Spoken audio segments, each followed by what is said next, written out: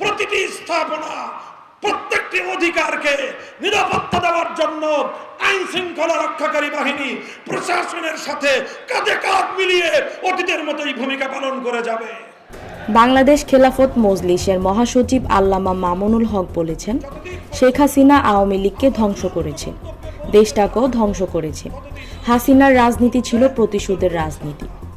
আওয়ামী ফেসিবাদের বিরুদ্ধে আগস্ট বিপ্লবের বিজয়কে আমাদের ধরে রাখতে হবে। এই ফেসিবাদী ভারতের সেবাদাসী শেখ হাসিনাকে ক্ষমতার মসনদ থেকে অপসারণ করতে পারে নাই। এই ছোট্ট ছোট্ট আবাবিলের মতো ছাত্ররা পারল। গণসমাবেশে মামুনুল হক বলেন, আগস্টের ছাত্র জনতার বিপ্লবের মাধ্যমে অর্জিত বিজয়কে আমাদের ধরে রাখতে হবে। বৈষম্যহীন একটি সমাজ গড়তে সব সম্প্রদায়ের মানুষকে আমাদেরকে নিরাপত্তা দিতে হবে। সহিংসতা কিংবা দেশবিরোধী সব ষড়যন্ত্রকে ঐক্যবদ্ধভাবে প্রতিহত করতে হবে আমাদের। বিরোধী ধারায় প্রচারিত করবার চালিয়ে দেওয়ার চেষ্টা করা হলে রক্ত দিয়ে আমরা রুখে দাঁড়াবো।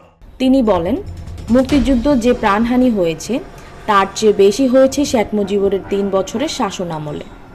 শেখ হাসিনা আওয়ামী লীগকে যেভাবে উপস্থাপন করেছে, এই আওয়ামী লীগ আগামী দিনের মানুষের কাছে কিভাবে মুখ দেখাবে।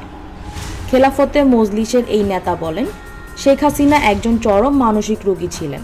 সাবেক রাষ্ট্রপতি এরশাদ ও সাবেক প্রধানমন্ত্রী বেগম খালেদা জিয়া জেল খেটেছেন। তারা জনগণকে ক্ষোভের মুখে দাঁড় করিয়ে দেশ ছেড়ে পালিয়ে যাননি, কিন্তু শেখ হাসিনা ছাত্র জনতার বিপ্লবের মুখে দল ও নেতা অনুসারীদের হুমকির মুখে ফেলে স্বার্থপরের মতো নিজেকে আর বোনকে নিয়ে দেশ ছেড়ে পালিয়ে গেছে।